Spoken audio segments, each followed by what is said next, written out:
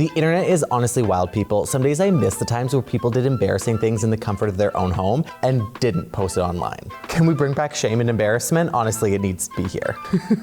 Like, I grew up in the age before things were recorded besides the old VCR, and if you don't know what a VCR is, then you are way too young for me. But at the same time, I'm one of those people who absolutely love, like, I have a guilty pleasure of watching those children fail and fall videos on Instagram. So I guess I'm honestly my own worst enemy here. But I'd also like to thank Home by Me for sponsoring today's video, but we're gonna get into that a little bit later. We're gonna take a look at today's renovation nightmares because if I'm being honest, there are some contractors that think they're DIYers and there's some DIYers that think they're contractors. And honestly, it is a complete mess. So let's see what people are screwing up today. Can we fix it? No, we can't!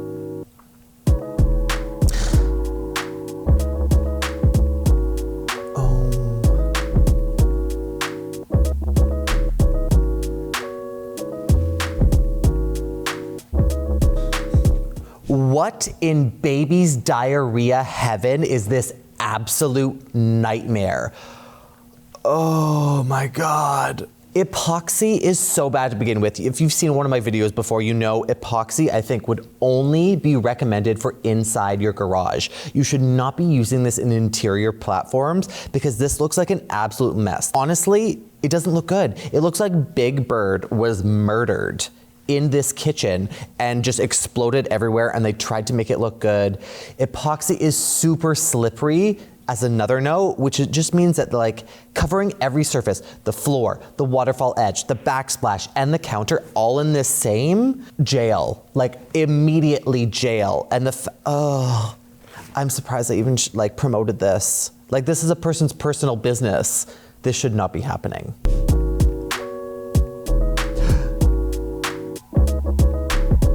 Oh, girl, what are you thinking? This is,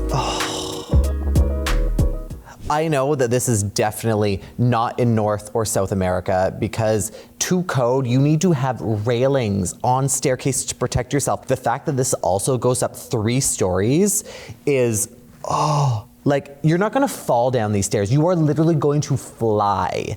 And not in a good way. Like, there are so many things wrong with this renovation. I would not be walking on this. It does not look close to done. And the other thing is, what's with this wall sconce that's underneath the bottom part of the stairs? That serves literally no purpose. You're lighting up the ground. There could have been so many things you could have done to really enhance this staircase. This is a death trap waiting to happen. In our home, we thought having a playroom at the heart of our house right off the kitchen was a great idea until we had guests over and realized it is a mess 24/7. I give up cleaning in here. But luckily, I designed this fluted panel magic barn door. It is the perfect solution for hiding the mess, and it's also a pretty cool art piece. You know what? This is actually Design Daddy approved. I think this is an exceptional design for a barn door. And yes, before you come for me, I've told you before how much I hate barn doors. But the fact that this has one of those hidden concealed rollers, I think really add and enhance the style of this door. The fact that it's fully slatted, I like the idea that they wanted to have a child's playroom downstairs and completely hide it off. And they did a great job. The only one critique that I think could make it a little bit better is putting like a large scale art piece on this slat door so it actually looks intentional instead of just like random slats that are covering the door. But otherwise, I think this is a fantastic idea. The finish goes where the floor, it looks like it's hidden. Like, this is super chic, and I would recommend one of these. I've seen a pocket door, but I've never seen a glass shower pocket door. How is this possible?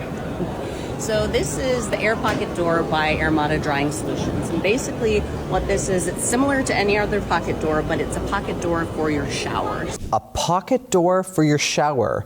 You know what? I think this is really cool. Like, I'm kind of on the fence about it. Like, it could be a hit or miss.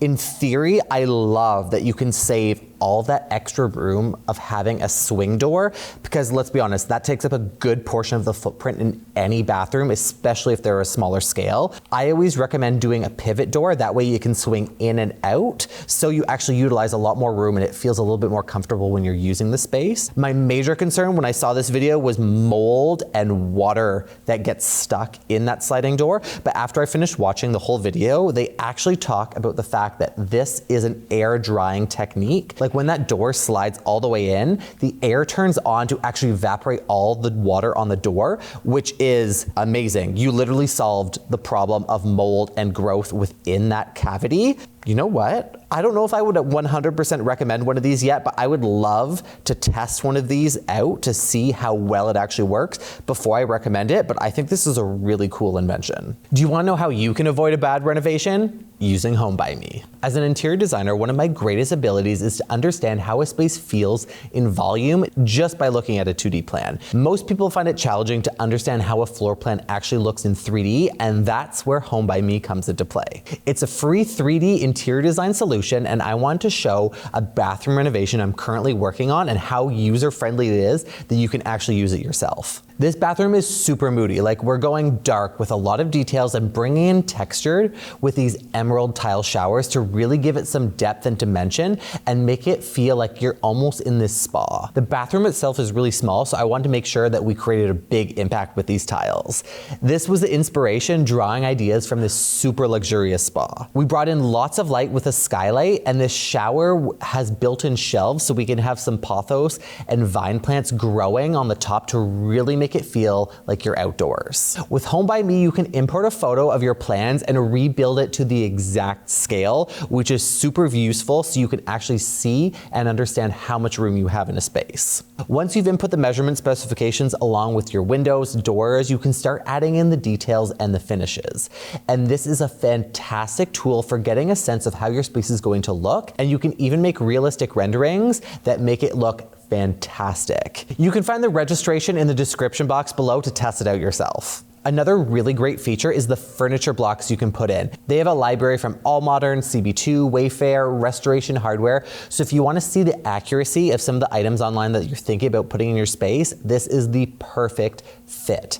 And the fact that you can render your projects with real brands and items you're looking for is actually going to change how you design the space. You can actually see all the things you're putting in that you love. Now let's see how badly these next renovations needed Home by Me. This is what our wall looked like before. It was cold, it was empty, it was plain, right? And so we bought 1,600 pounds of stone. 1,600. We took off the baseboards, we found the studs for the backer board, we put up the backer board, and that took like a day in itself. And then we started with the mortar. We put up all 1,600 pounds of stone on the wall. And some of them came down in the process, and the room got absolutely destroyed. It took us about 4 days and all of my muscle strength to put the stone up. And then it was time to do the fun part, right?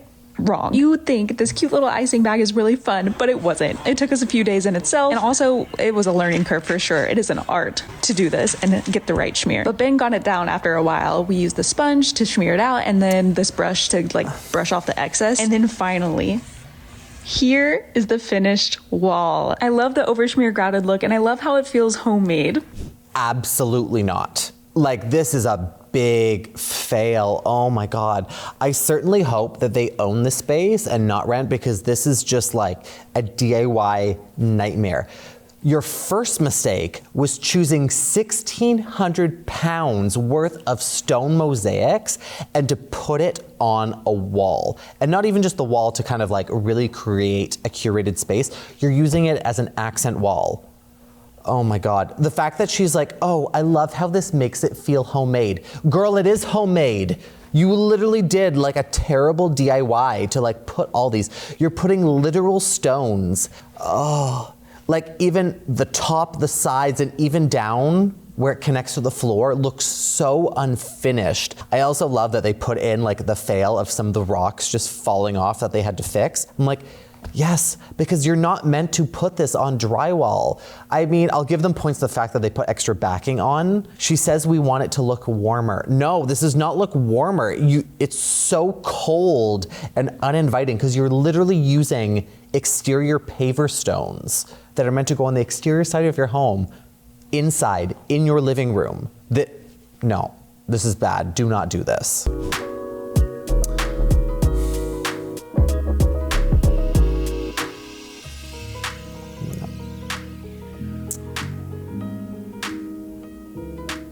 I know whoever saw and put this in their home watched the Kim Kardashian home review because she had that curbless sink.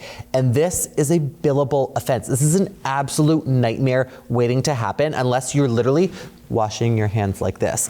That water splatter is going everywhere. This is a Neutrogena commercial disaster waiting to happen. You're washing your hands. There's going to be water literally splattered everywhere in this bathroom. This is going to be worse than actually containing water within a shower. People, come on, use common sense. And my apologies, common sense is not so common anymore. This is a constant reminder as I've gotten older that people do not have common sense. This is the perfect example of just like a disaster waiting to happen. You're going to have toothpaste like splatters everywhere. You're gonna have to wipe down the sink every time this is used. Like, who's saving time? This does not look minimal. It does not look good. And whatever finishes they chose for this entire bathroom is not Design Daddy approved. Here's some more details on the piece that we use in our kitchen as an island. It's actually a desk or a dresser depending on what website you're on, but we use it in the kitchen and it works really well. This is me demonstrating that you can slide this end piece in and out depending on how much space you have. You can also swing it around so that your island is an L shape, which lots of condos are laid out well for. It holds all of our smaller kitchen stuff, glassware, silverware, Tupperware, etc. We didn't have a lot of small drawer space in our kitchen, so this is helpful. The island is not quite counter height, so I ordered these risers, which are not that cute, on Amazon. And you know what? I'm actually okay with this. This is a fantastic small space saving solution. Because if we're being honest, condos are getting smaller and smaller. This is a really creative way of using multiple IKEA pieces to create your own multifunctional storage, island, seating, entertaining, office space all in one. Most condos, especially in Toronto, which it looks like this one is, they're super, super narrow. The major issue with that is that you cannot have an island. The fact that they were able to put this in and create their own kind of 360 island that can come out and rotate, I think is a fantastic way of really adding in a lot of extra storage. The one downside is that the risers that they include in the bottom make it look pretty cheap, but if we're being honest, the pieces that are used are pretty cheap, but the functionality of this honestly outweighs the aesthetic, and I think creating an extra panel on the side of that dresser could make this look like its own built-in piece, which I think is fantastic. And honestly, I want to give them like huge kudos for this. Like 9 out of 10, because this is super creative, and if you live in a small condo, this is something I would recommend. The $4 million construction on my new home has literally spared no expense, but I want to update you on one of the most worthwhile upgrades I've made during this process. And that's the $350,000 upgrade to standing seam matte black metal roofing and siding. The first and biggest section of the entire house is now completed, and look how stunning this looks. But standing seam is actually not the only style of metal we're using on my house. Look at this. These panels are called HF8, and they're on all the accent pieces throughout the entire exterior of the home. Can you spot the differences between these two styles of metal exterior cladding? Ugh.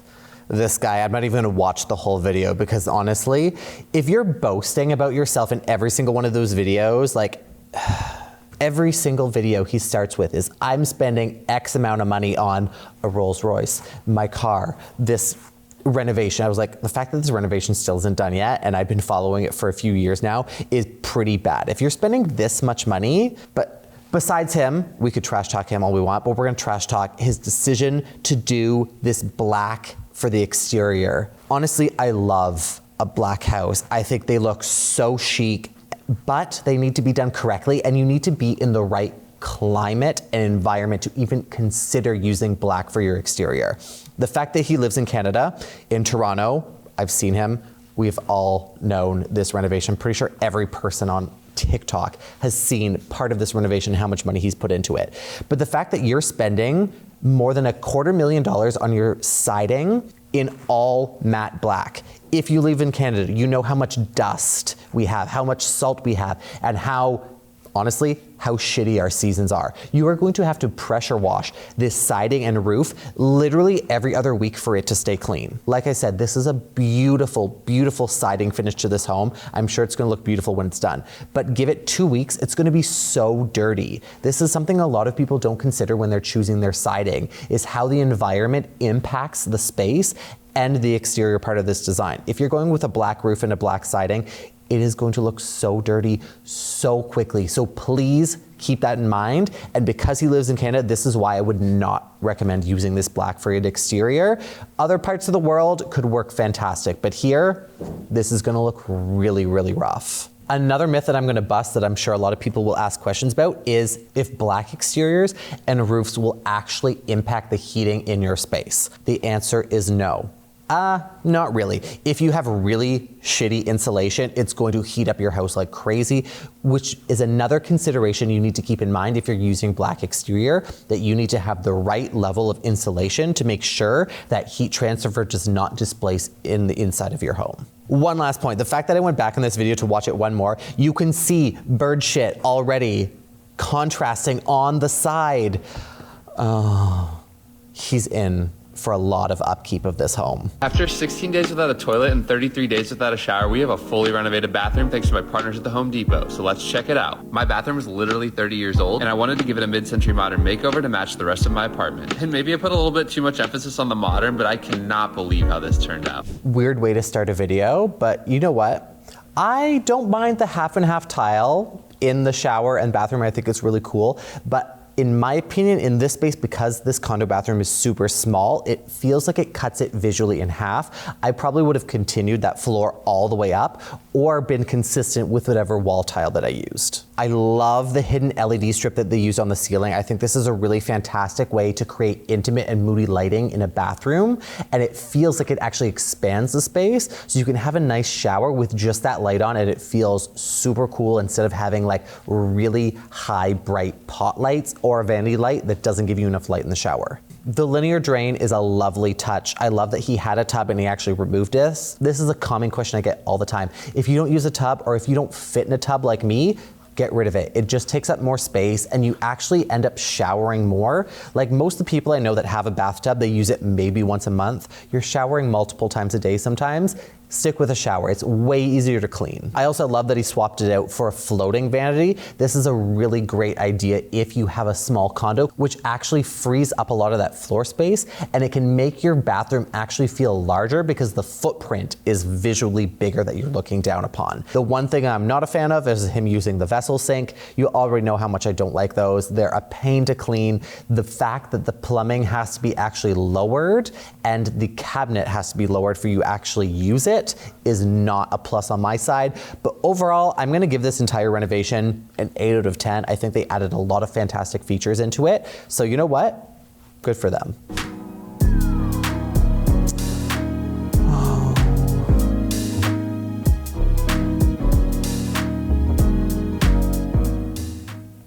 This is a big no for me. You do not need to turn a formal dining room into probably, I would say this is probably maybe 150, 200 square feet into a laundry room. This is so much wasted space. Like, I've been following this renovation she was doing for a while now, and the fact that she did it all DIY, you know what? It looks pretty well done in terms of the specifics.